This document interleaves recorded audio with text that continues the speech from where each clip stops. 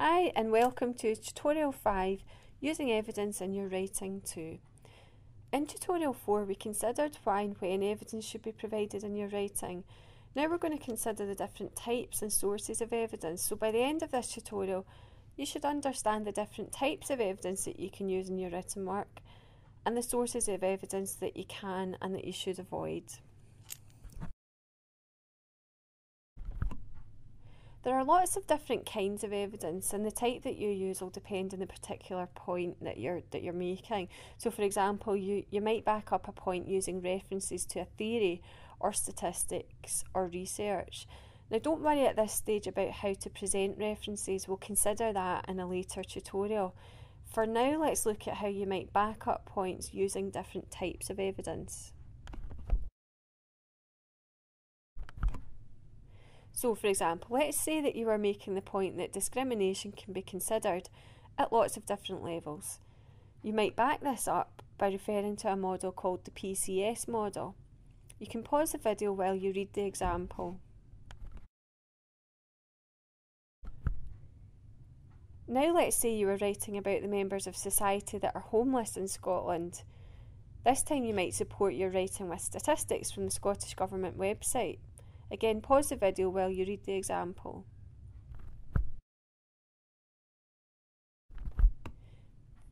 Let's now say that you are writing about the mental health of young people in care. Here you might support your points by referring to published research. Again, pause the video while you read the example.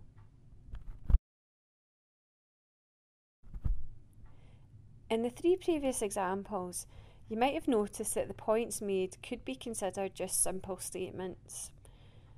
It's important to remember though that in academic writing, all simple statements that don't represent common knowledge need to be backed up. And this is where many students do get caught out and lose marks because they don't realise that even simple statements need to be supported. To help you understand this further, pause the video and read through the examples.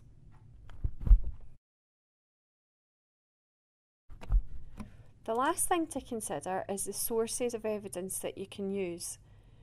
There are lots of different reading materials that provide evidence that you can reference in your work. In first year, you'll probably mainly use textbooks which you'll find in the library, but other sources include journal articles, government papers and websites. But you've got to be very careful when selecting what you'll read, especially with websites. Not everything that you're going to come across will be appropriate. So you must be sure of the credibility of the sources that you're using. So as a general rule of thumb, you should only use publications that are targeted at academic or professional audiences. You should avoid those aimed at the general public, so magazines, newspapers, websites for lay people. To tell whether a publication is appropriate for you to use, look for signs of academic credibility. So for example, is the author an academic or are they just a freelance journalist? Are references provided to support statements made? Is it up to date? Because anybody can publish anything on the internet, it can be quite difficult to determine the credibility of a website.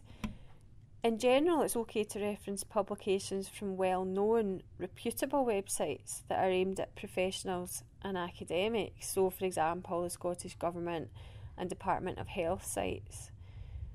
But websites that are aimed at the general public, such as Wikipedia and NHS24, are not appropriate. If in doubt, you can go to the website and the website address provided on the slide, and it talks you through how to decide whether the source is credible. It's also worth bearing in mind that on the GCU library website you can access what we call electronic databases, and these contain research papers and other credible sources.